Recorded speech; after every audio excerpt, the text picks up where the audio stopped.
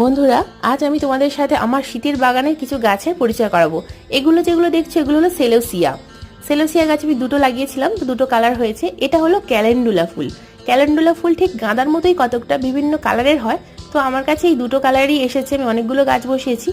এটা হলো impression. Impression ফুলটাও খুব সুন্দর। দুটো গাছ বসিয়েছিলাম, তো দুটো কালারের হয়েছে। ঠিক কতকটা নয়নতারার মতোই দেখতে, কিন্তু খুব সুন্দর। এটা হলো টোরেনিয়া।